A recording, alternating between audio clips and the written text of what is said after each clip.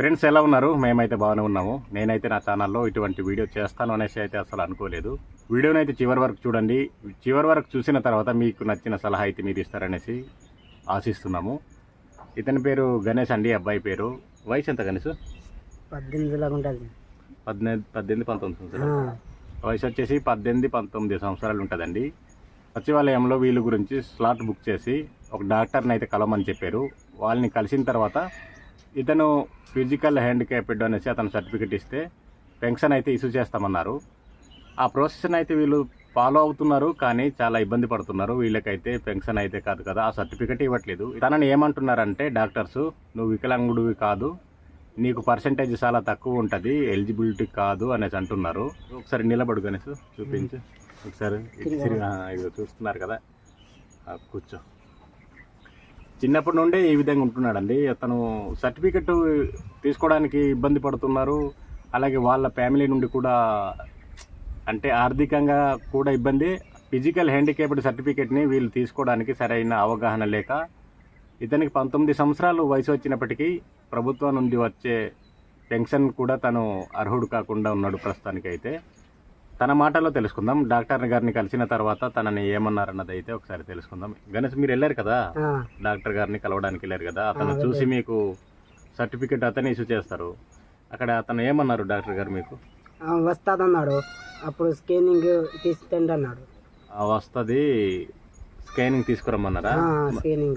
Scanning తీసుకెళ్లారా? మరి తీసుకెళ్ళాం కానీ అక్కడ చూపించాం కానీ పుల్లు ఉండదన్నాడు. ఆ లాంగ్వేజ్ గురించి అయితే మీరు కొద్దిగా అడ్జస్ట్ అవ్వండి, ఎందుకంటే మన వాళ్ళు చదువుకోలేదు కాబట్టి ఆ విధంగా మాట్లాడుతూ ఉండొచ్చు. వీళ్ళు తీసుకెళ్ళినప్పటికీ నడిపించారంట. ముందు లేచి నడువు, అక్కడ వరకు ఇక్కడ వరకు నడిచేసాయి, నువ్వు బాగానే ఉన్నావు, నీ పర్సెంటేజ్ సరిపోదు, మేము ఇవ్వలేము అనేసి అన్నారంట.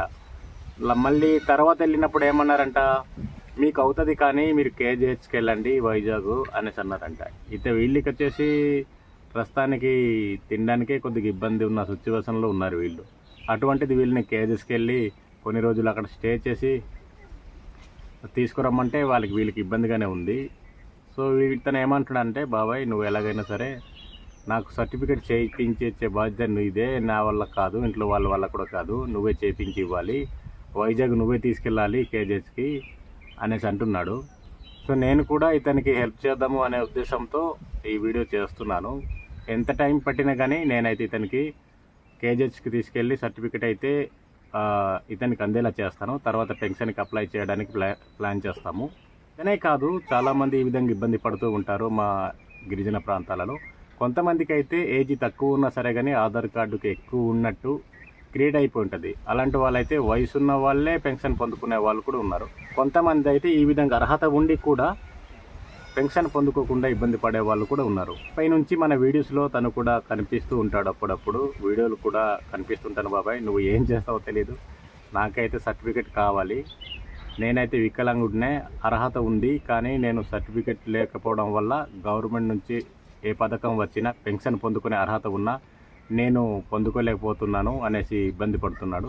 ప్రజెంట్ అయితే కాస్త బిజీగా ఉన్నాను. వీలు చూసుకొని తనకైతే వైజాగ్ తీసుకొని వెళ్ళి ఆ సర్టిఫికెట్ ప్రాసెస్ ఏంటో ట్రై చేద్దామనే ప్లాన్లో ఉన్నాము. మీకు కూడా తెలిసి ఉంటుంది కదా ఏ విధంగా అప్లై చేస్తే తొందరగా వస్తుంది అన్నది మీలో చాలామందికి తెలిసే ఉంటుంది. ఈ ప్రాసెస్ మీకు తెలిసి ఉంటే ఒకసారి కామెంట్ చేయండి, ఆ ప్రాసెస్నే మేము కూడా ఫాలో అవ్వడానికి చూస్తాము. 19 సంవత్సరాలు అండి తనకి.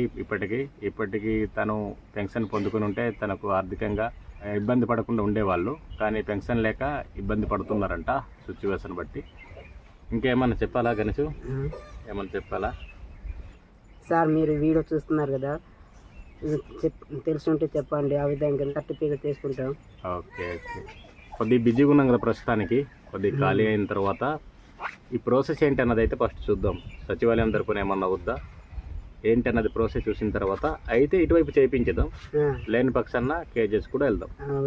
సరేనా? సరే. ఇది ప్రాసెస్ పట్టినా లేట్ అయినా సరే కానీ ఖచ్చితంగా నేను మీకు చేయించిస్తాను దగ్గరుండి. ఓకే అండి, ఇదండి వీడియో. ఈరోజు వీడియో అయితే మనోడు ఇకపై నుంచి కొన్ని వీడియోల్లో కనిపిస్తాడు అంట, మన దగ్గరతోని వీడియోలు చేయడానికి కూడా వస్తాను అనేసి అంటున్నాడు. నేను కూడా ఇతనికి పెన్షన్ వచ్చేదాకా నా వీడియోస్లో కనిపిస్తే ఇన్కమ్ జనరేట్ అయితే శాలరీ తీసుకుంటే తనకి ఎంతో కొంత మంత్లీ సహాయం చేద్దామనే ప్లాన్లో ఉన్నాను. తనకి హెల్త్ అయితే చిన్నప్పటి నుండే ఆ విధంగా ఉందండి. పొట్టిగా ఉంటాడు మనిషి, బ్యాక్ సైడ్ చిన్న దిమ్మలాగా ఏర్పడింది. చిన్నప్పటి నుండే ఉంది అది.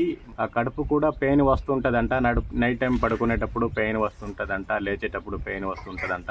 ఒక్కొక్కప్పుడు చాలా బాధపడుతుంటాను, బాబాయ్ అసలు నేనేందుకు ఈ విధంగా పుట్టేననేసి బాధపడుతూ ఉంటాను అనేసి మొన్న ఏడుస్తుంటే అది కాదురా, మనం ఈ విధంగా పుట్టడం కూడా మనకు దేవుడు అదృష్టమని భావించాలి. అంతేగాని మనం ఫీల్ అయిపోయి కృంగిపోకూడదు.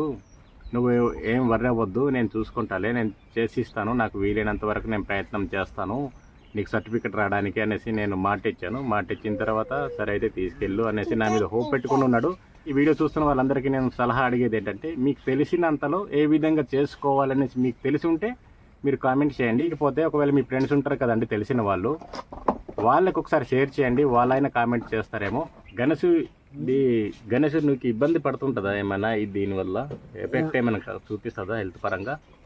ఇబ్బంది పడతాను, పడుకోవడానికి కూడా చాలా ఇబ్బంది, లేచడం కూడా అంత, లేచి కూర్చోవడం అంత వల్ల కాదు. అలాగా రిస్ట్ అలాగా పడుకునే అలాగే అప్పుడు లెగ్సి అలాగా వెళ్తాను. ఇబ్బంది పడుతుంటావా? ఇబ్బంది పడుకున్న వెంటనే సడన్ గా లేగలేవు? సడన్ గా లేగలేను. లేచిన తర్వాత మళ్ళీ మామూలేనా? మామూలు కాదు, అలా నొప్పి వస్తున్నాయి వెంటనే, అందుకనే. మధ్యాహ్నం కూడా నొప్పి అంటే పడుకుని లేచేటప్పుడే నొప్పి వేస్తుందా, లేదంటే మధ్యలో కూడా నొప్పి వేస్తుందా అంటున్నారు? మధ్యలో, అందుకనే పరిగెట్టడం కూడా అలా పరిగెత్తడం వెంటనే నొప్పి కదా వర్తిస్తుంది, పరిగెట్టలేవు, అందుకనే మెల్లగా నడుచుకుంటూ ఉంటాను. అవునవును. ఇదండి ఈ వీడియో అయితే. ఈ వీడియోని అయితే చివరి వరకు చూసినందుకు థ్యాంక్స్ సో మచ్ అండి. వీడియోని అయితే మీ ఫ్రెండ్స్ అండ్ ఫ్యామిలీకి షేర్ చేయండి, ఇన్ఫర్మేషన్ మాకు ఇస్తారనేసి ఆశిస్తున్నాము. నెక్స్ట్ వీడియోలో మళ్ళీ కలుద్దాం.